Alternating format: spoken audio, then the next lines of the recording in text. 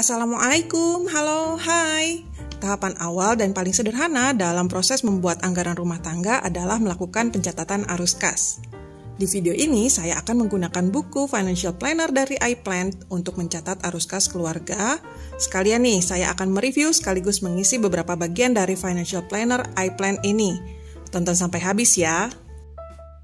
Bulan Agustus ini targetnya adalah bisa mencatat arus kas berupa pendapatan dan pengeluaran di rumah tangga.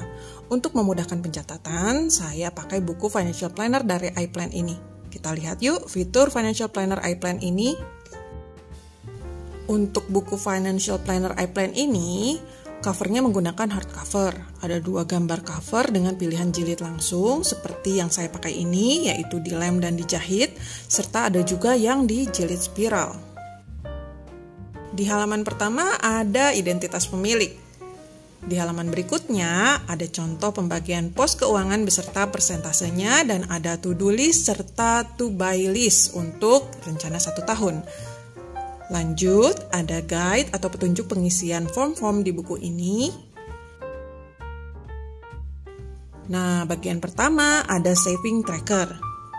Di sini ada gambar toples berisi 100 gambar berbentuk diamond, koin, dan heart, disertai tabel untuk menjelaskan target savingnya. Catatan pinjaman ini bisa diisi dengan pinjaman yang kita miliki. Ada juga kolom untuk keterangan pinjaman dan kolom checklist pembayarannya.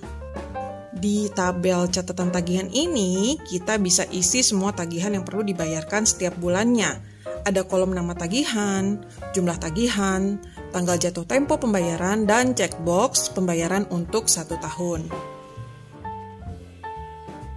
Dan yang terakhir, ada halaman untuk mencatat goals. Ada beberapa pertanyaan yang bisa kita jawab terkait dengan goals keuangan kita. Oke, kita lanjut ke form keuangan bulanan. Halaman pertama ada halaman kosong check this month yang bisa kita isi secara bebas. Bisa untuk financial goal bulan tersebut atau untuk pengingat aktivitas financial yang ingin kita capai di bulan tersebut. Angka-angka ini akan saya warnai sesuai nomor bulan ya. Karena sekarang bulan Agustus, jadi saya warnai angka 8 ini. Halaman selanjutnya ada tabel penghasilan. Untuk kolom nomor ini nantinya akan saya ganti menjadi kolom tanggal. Kemudian sumber penghasilan bisa kita isi prediksinya ya. Jumlah ini akan saya isi jika sudah terrealisasi. Dan debit atau cash ini akan saya isi dengan keterangan nama rekening tempat dana ditransfer. Untuk penjelasan nama-nama rekening yang saya miliki akan saya jelaskan di video selanjutnya ya. Kolom perencanaan pengeluaran ini akan saya isi sebagai kolom evaluasi pengeluaran. Jadi nanti akan saya isi di akhir periode keuangan bulanan. Tabel transfer ini akan saya ganti menjadi tabel ZIS atau zakat, infak, dan sedekah. Pada tabel dana simpanan ini akan saya list pos-pos simpanan yang menjadi target keluarga kami. Target pertama adalah dana darurat. Dana darurat ini sedang menjadi prioritas kami karena tahun lalu seluruh dana darurat kami terpakai untuk pembelian dan renovasi rumah. Jadi sekarang kami prioritaskan untuk mengisi kembali pos dana darurat. Oh ya, dalam Islam tentang dana darurat ini ada di surat Al-Baqarah ayat 240 yang terjemahannya adalah, dan orang-orang yang akan meninggal dunia di antara kamu dan meninggalkan istri, hendaklah berwasiat untuk istri-istrinya, yaitu diberi nafkah hingga setahun lamanya dan tidak disuruh pindah dari rumahnya.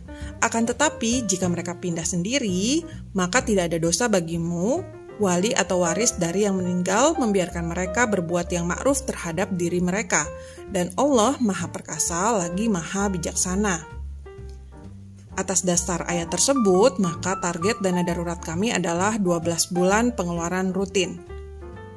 Selanjutnya ada tabungan haji, dana produktif yang nantinya akan dijadikan modal usaha, dana pendidikan anak, dana pensiun, dan big spending. Kode-kode ini adalah nama rekening tempat masing-masing pos simpanan ini. Kami tidak membuat pos tabungan kurban karena untuk kurban biasanya kami ambil dari dana THR Lebaran. Tabel hutang atau cicilan ini akan saya ganti menjadi hutang, cicilan, dan aktivitas anak. Sementara tabel tagihan ini akan saya isi dengan tagihan dan pemeliharaan rumah serta arisan yang sedang saya ikuti. Sebenarnya, kedua tabel ini serupa ya, yaitu pengeluaran yang rutin dan hampir pasti ada di setiap bulannya dengan angka yang tidak terlalu fluktuatif. Selain itu, semua rencana pengeluaran di kedua tabel ini akan saya masukkan dalam satu rekening pengeluaran rutin. Jadi, kedepannya akan saya jadikan satu tabel saja untuk memudahkan pemantauan.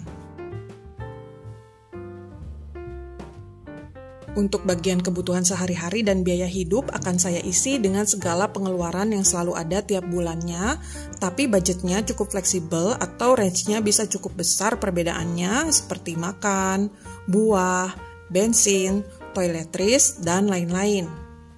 Semua pos-pos ini hampir pasti ada setiap bulannya, tapi kita punya pilihan untuk berhemat dengan pembatasan penggunaan atau memilih produk yang harganya lebih rendah. Jadi di sini sangat mudah untuk melakukan penyesuaian pengeluarannya. Contoh nih, untuk makan, bisa ada opsi untuk masak atau jajan. Atau untuk toiletries dan perlengkapan bersih-bersih, bisa banyak pilihan merek dari yang relatif murah hingga yang premium. Sambil saya isi tabel biaya hidup ini, saya mau cerita ya. Jadi, alasan saya mencatat arus kas dalam tahap awal membuat anggaran adalah untuk memperoleh data dan fakta dalam situasi nyata keuangan keluarga kami. Proses ini kami sebut know our number. Artinya, kita tahu nih berapa pendapatan kami, berapa pengeluaran kami, dan apakah keuangan kami ini surplus, impas, atau malah defisit.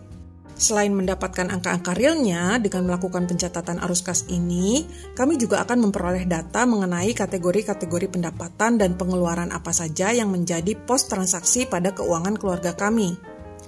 Sederhananya, arus kas adalah mengetahui dari mana datangnya sumber uang atau harta dan kemana uang atau harta tersebut dipergunakan.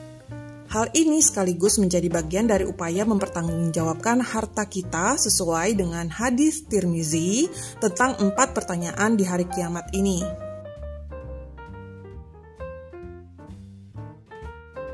Prosesnya mudah dan sederhana, tapi membutuhkan konsistensi.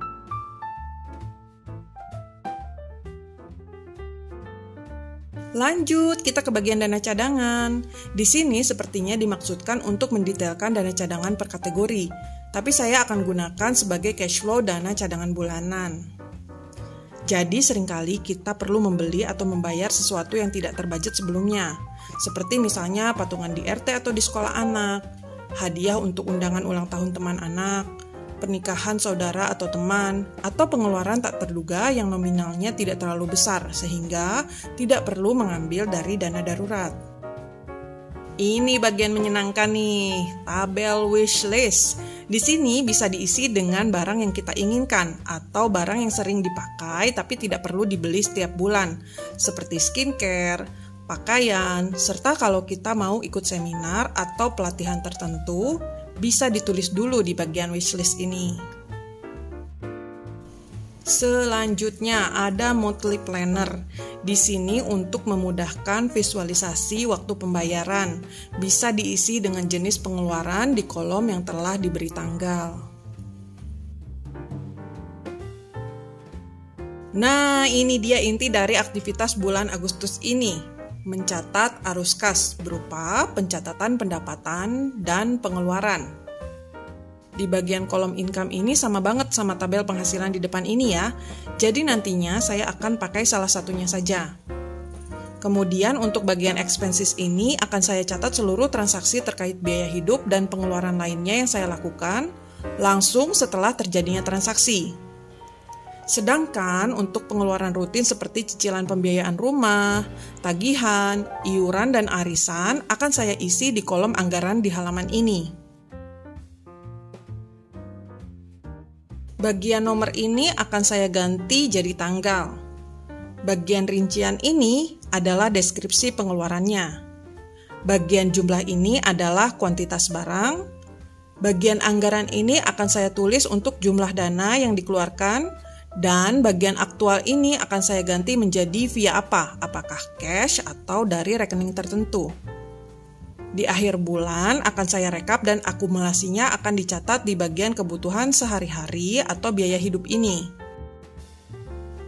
Mencatat arus kas ini bisa dengan berbagai cara, seperti mencatat manual, membuat Google Form yang nantinya akan ditautkan ke Google Sheet, atau menggunakan aplikasi keuangan di handphone. Ada yang mencatat keuangan berkala seperti per hari atau per pekan, ada juga yang langsung mencatat keuangan saat terjadinya transaksi. Untuk tahap awal, saya memilih mencatat secara manual, langsung pada saat terjadinya transaksi dan dicatat di buku catatan keuangan. Nantinya, setelah terlihat data dan fakta keuangannya, saya akan beralih menggunakan aplikasi keuangan di handphone.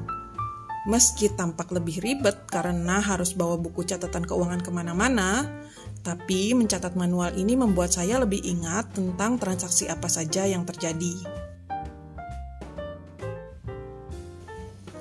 Terakhir di bagian pencatatan bulanan adalah monthly recap. Di sini kita akan mengevaluasi apakah alokasi keuangan sudah sesuai rencana atau tidak, dan apakah ada surplus di bulan tersebut, impaskah atau malah defisit. Untuk detail evaluasi keuangan bulanan ini akan saya ceritakan di video terpisah ya. Oke, ini sudah masuk ke bagian check this month lagi, yaitu bagian awal pencatatan keuangan bulanan. Dan ada 12 paket pencatatan keuangan bulanan, jadi buku ini bisa dipakai selama 1 tahun. Tapi karena tidak diberi tanggal, jadi teman-teman bisa mulai di awal bulan manapun ya. Sekarang kita ke bagian belakang buku ini. Di sini ada kolom challenge. Kolom ini bisa bebas dipakai, jadi nantinya saya akan pakai untuk challenge harian seperti no spend challenge, tracker ibadah seperti sholat sunat yang sedang ingin dirutinkan, hafalan Quran, tilawah atau sedekah subuh harian, dan new habit tracker, contohnya makan sayur dan buah setiap hari, olahraga, atau habit baru lainnya yang ingin dibangun. Halaman selanjutnya ada games. Di sini games angka-angka ya, bisa diisi dengan tanda hitung tambah, kurang, kali, bagi, dan sama dengan. Lalu ada yearly tracker untuk rekap kategori yang kita anggap penting. Di bagian bawah juga ada summary of the year untuk income, expenses, tabungan, tagihan, dan sisa hutang yang masih harus dibayar. Ada achievement list, bisa diisi setiap bulannya, achievement keuangan apa yang kita capai di bulan berjalan. Dan terakhir, ada grafik. Di bagian ini kita bisa membuat grafik 1 tahun dari kategori yang kita anggap penting. Untuk grafik dan yearly tracker ini masuk ke bagian evaluasi bulanan dan tahunan ya.